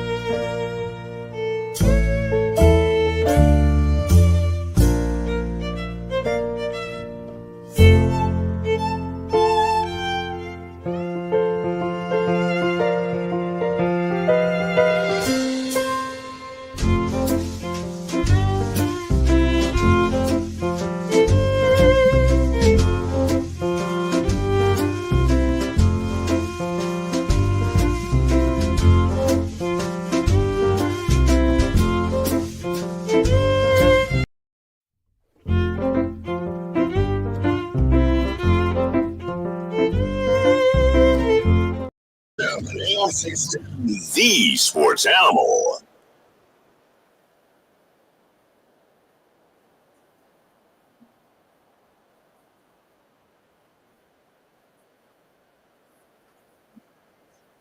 It's the Ish and Diddle soundbite of the day. ishanddiddleabq.com. Tom, 3900 Eubank Boulevard Northeast. Got a Suite 5, 505-881-0422. Reach out to Scott at Ishman Dental. Get that exclusive offer of free exam and x-rays when you register online. You know they're doing those arch sets. You know that.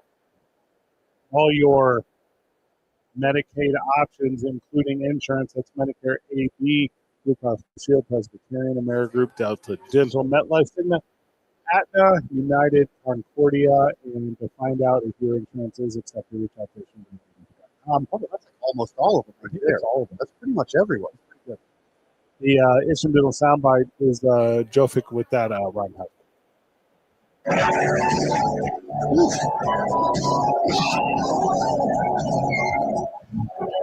Pretty intense right here. What's that? Is that Kumite in the background? Yeah. Hey. Wait.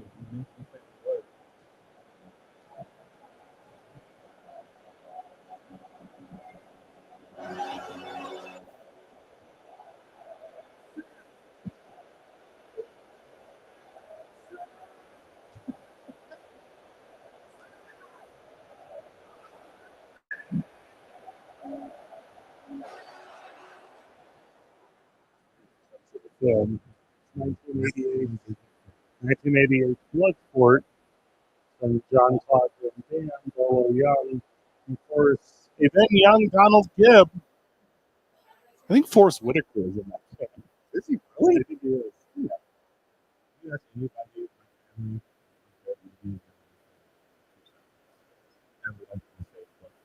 I just learned they posted a picture of Bloodsport? well, no, the guy who played Chong Li. I forgot his name already. Him next to Bruce Lee, and I was like, Bruce Lee, Chong Li, my favorite actor. People that's not Chong Li. He actually really in real life. He won competition. So I'm like, oh, he was a big deal. Yeah, it was Bolo Young, and he was like a bodybuilder and a martial artist or whatever. But I mean, Bloodsport, Enter the Dragon, Double Impact Tactics, Sport Fighter, Legacy of Rage. I mean, he's in all of the worst, best movies you've ever seen. He's done a lot of stuff. Dog, he's the star of 1979's Chinese Hercules. Writing this down, you'll never guess what I'm watching before I crash out tonight. You've never seen it. Chinese Hercules? I've never heard of Chinese Hercules. Oh, God, of course I've seen Bloodsport. How old do you think I am? Come on, man. I was surprised that you have. Yeah. Does it have a sequel? Yes. All right, I just pulled up the sequel. Bloodsport 2. Now it does not star Jean-Claude Van Damme. Yeah. Is it the person playing Frank Dux as another actor who also has another friend die? Is this like the Taken series? So Donald Gibb returns as Ray Tony Jackson. But the hero of Bloodsport 2 is when Daniel Bernhardt playing Alex Cardo. So there you go. There's like 5 of them. There's Bloodsport 3, there's Bloodsport 4. Oh. It's like straight to TNT movies. More than oh my god, they did that to it. I didn't even realize how bad the sequels were. Yeah, they don't receive a lot of praise. But if you like horrible movies, they're incredible. If that's your thing. Bloodsport 4, The Dark Kumite. You know, the Kumite, I thought that was the thing. But like the UFC Frank Dux is a real guy too. That's basically What? There's no way. Like, yeah, at the end of Bloodsport, they show it. Frank Dux being like an insane actor. Like, Dog, he's a super alive human being. He's from Toronto. He's Canadian? the tracks, yeah, because Frank Dux comes in there like completely not fitting in the culture. Well, yeah, of course he puts his body at risk. He's got universal health care. He just come back home. And get health Yeah, care. but he's not a real thing, right? He practices like bullshito, right? Like it's not like real. I'm sorry, what was that? Yeah. I think he's also had like the quickest knockout, and so he did that movie Bloodsport. You guys don't really think that. I wouldn't give you a credit though. It was Did I more read like the credits of a movie I saw 20 years ago? No, I did not. It wasn't really a credit. It was one of those like Avengers type things, real scary movies where the movie ends. But, and you just have like a real record movie from I just don't buy it. I believe that he's like a fight coordinator. Like if you're like Freddie, did Frank Dukes, did Frank Albuquerque Dukes show up and claim that he like Medal of Honor the CIA something Marine Corps? Yeah, I would believe he said that stuff. It's a real life story about the lies of Steven Seagal. One. A All right, here real we life go. Motion picture. So I got it here in front of me. real video. Chuck served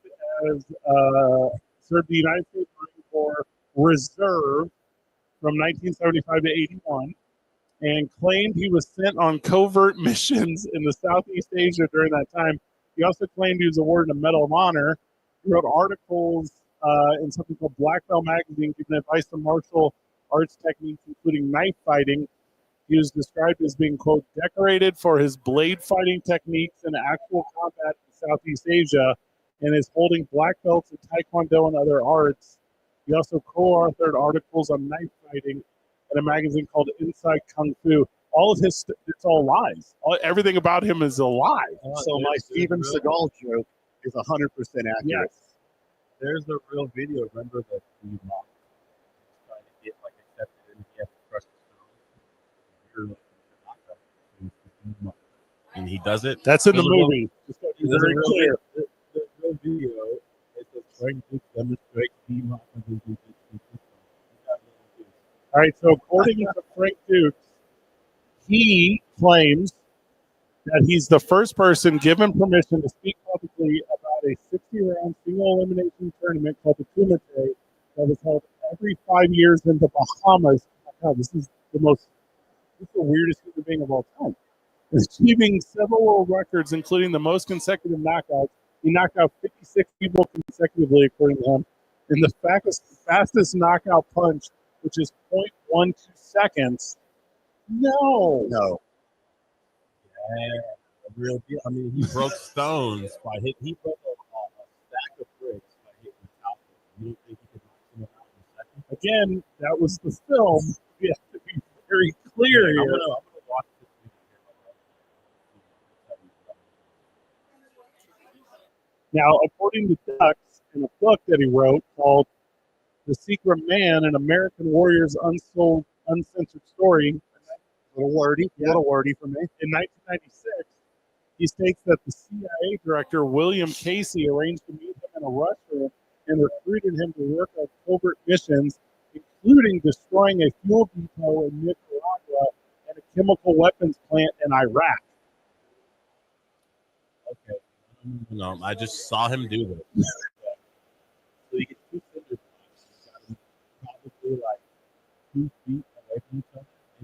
That he saw the holes into before he hit them. No, they're standing up. They serve as like a stand. And then he laid the brick across, 2 bricks across the top of it. That he saw the holes into before the video started. Well, there's a hole part, and he smashes the top and the bottom of the 100%. Minute-long video. It's not going to take too much time out of your day. And it's actually good to see those two break. There is an entire section of his Wikipedia called Disputed Claims, where it has been disproven through the Freedom of Information Act that he never served overseas, he never received the Medal of Honor, any other award. And then in January 1978, he was referred to a psychiatric evaluation after he expressed, quote, Flightly and disconnected ideas. Duck states the military sabotaged his service record to discredit him. So there you go. I love how like we're providing alternate information, and Isaiah's immediately like, no. In the I movie. I just saw this on the Liar's website. No, I'm watching real. You can tell it's the 90s. Like real old footage of this guy. This is 100% like stuff in the 90s. Now, was he out there knocking 56 guys out the road? But this guy definitely spoke to it for class. Good Lord, say. He definitely just broke through brakes by hitting the top. Oh, gosh. It's 2 men on. 95.9 FM and AM 610. The Sports Animal.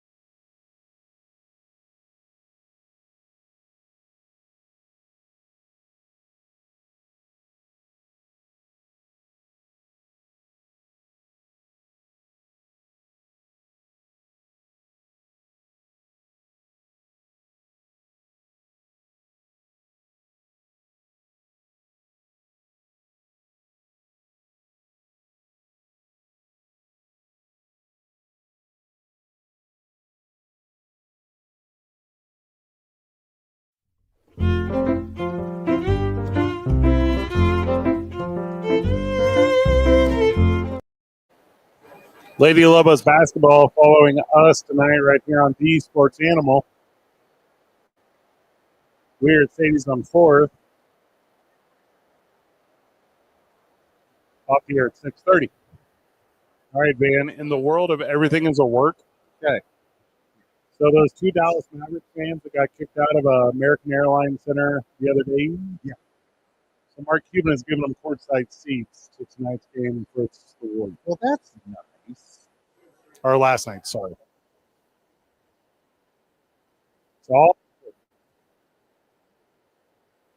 Did they apologize? Say they were sorry for acting up? No. Like, oh my goodness, I was wrong. Nope. Anthony Davis is the answer. Can't wait to have him back next season. what they did was is they went to the TV and said we didn't actually break any rules according to our ticket license agreement. The NBA. Let's see what our lawyers say. This is a freedom of speech issue. This is a tough one. Here's what Mark Cuban says.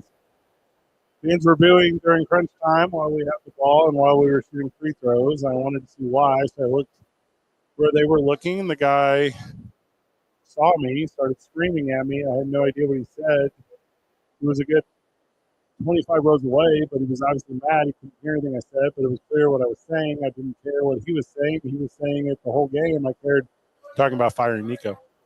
I cared the fans were booing him while he had the ball in crunch time and shooting free throws. The time when they should be silent or cheering for the Mavs. That was it. The whole thing was less than a single possession. There was no face-to-face interaction with anyone. There were no other fans I interacted with, just the guy in the video. So, people felt bad. That's pretty sweet. Like an actual, like real life Mavs fan. You got a Vegas to make you super happy. Yeah, but also Cuban playing both sides here. Like, the Big Show used to do this all the time. Okay. Good guy one week, bad guy next week. I don't know See? if How do you I feel about really Mark don't Cuban? know. I super like Mark Cuban in the world of medicine. I super like Mark Cuban in the world of HD TV. I super like Mark Cuban in the world of sports. Those are things I like. About what? It was like 2011. He's like, I think the Lakers should have. The very next game was against the Lakers. So that was the first one. You meant the Mavs, but yes. No, the next game was against the Lakers. I think you said Kobe. No, yeah, it was Kobe. He said that about Kobe before the match. They don't really do that AMSC stuff anymore. I didn't know if it worked. Really had no clue about it. Lakers should amnesty Kobe. This is how you win back fans. You're not wrong. Hey, Mavs fans, we only got 2/5 of our roster out there, so you're paying 2/5 in ticket prices. We got you. Come on down. That's their like sales tactic. Still got Kyrie. Yeah. Shrug emoji. Everyone with season ticket installment plans changes their credit card number right now. Sure. Yep. Yeah. No, sorry, fam. Again, man, I told you about my conspiracy theory. This is exactly what the new ownership group wants. They want to lose fans. They want to lose revenue. They want to lose support. They want to have a poverty franchise. They can move the Dallas Mavs to Las Vegas before somebody else does. It's coming. Sit down. Shut up. Get kicked out. Psych. Welcome back.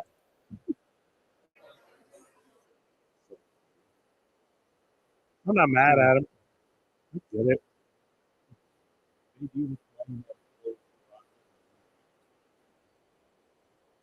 Also, we're sitting here talking about a rich person throwing money at a problem. I mean, cool. I'll try. That's how you handle everything. Yeah. What's that? The way you solve all things?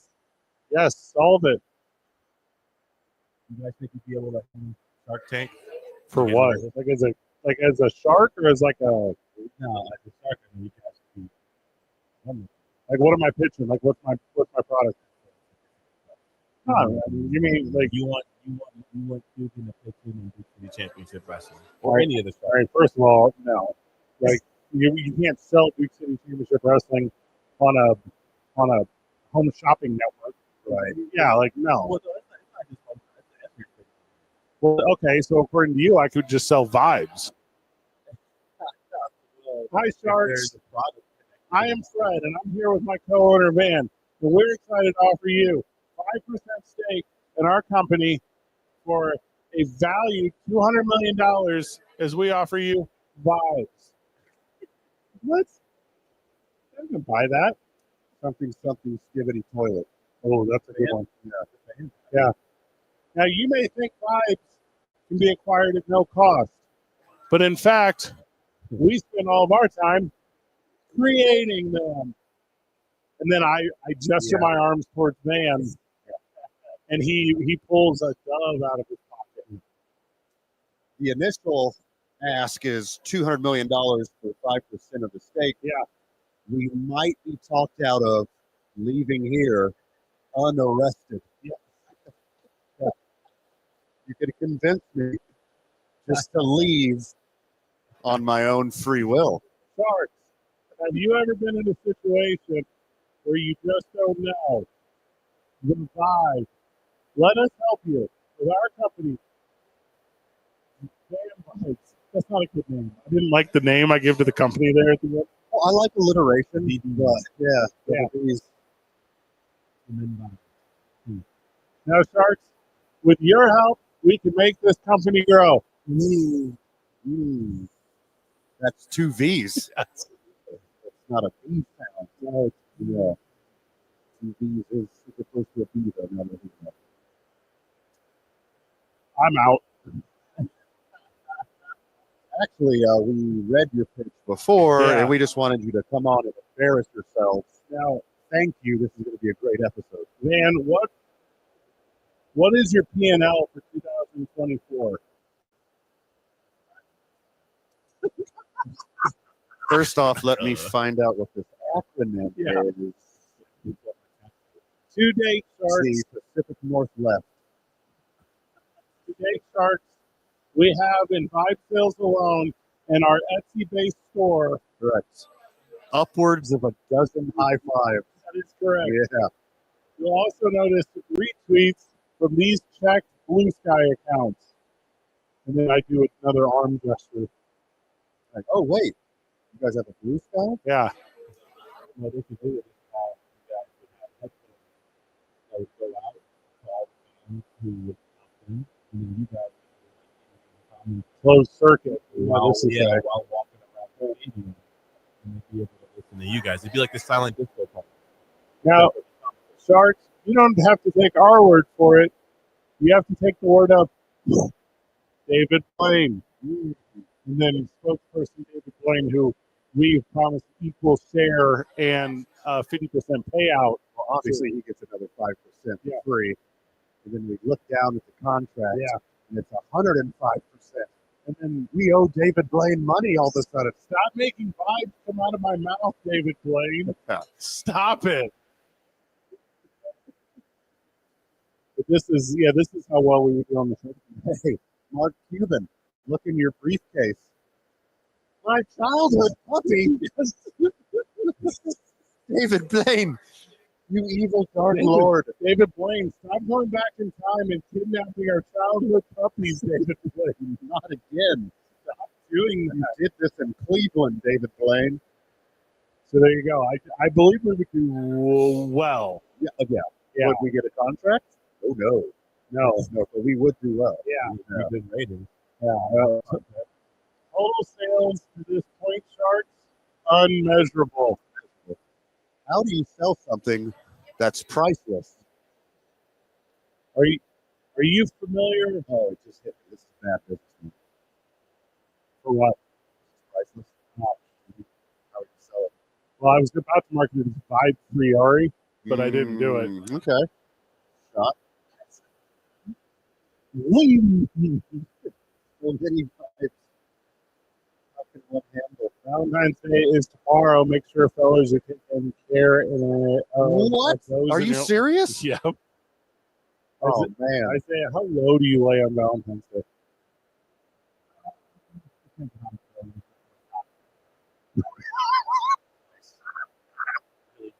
really depends. If I see someone looking a little too happy and I feel messages, I might like ridiculous. Zay just goes to the bar and just tight his skinny jeans. Yeah, and just like leans over and like looks at couples and winks at them. Not them. Joggers.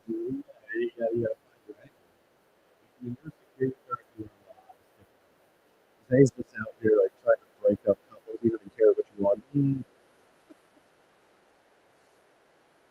It depends. Depends on the 2025. I think That's not the word. That would have some morals. That's what I'm saying. I get a history lesson. That's what people love on Valentine's Day. Did you know that St. Valentine usually was the best person? Yeah, you might not be aware of this, but this is just a corporate ploy from Hallmark. Yeah. That's what you need to do. St. Patrick got all the snakes out of Ireland. St. Valentine did it for the brothers. Mm-hmm. Yeah, How about this one? not the best guy. You know what, Queen? We should treat you like this every day. Oh, yeah.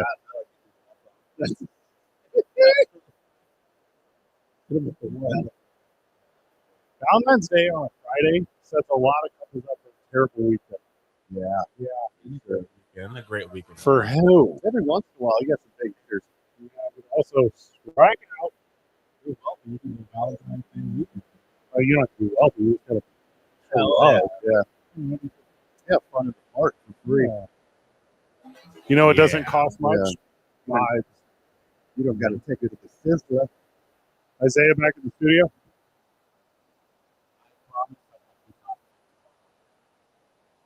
Sounds like Any final words? oh my goodness, my friend. Too much of the time allotted. Anything we didn't cover makes you check out tomorrow morning on the opening drive with Jeff and JJ. Good job, everyone. Keep breathing. See you tomorrow, good kids.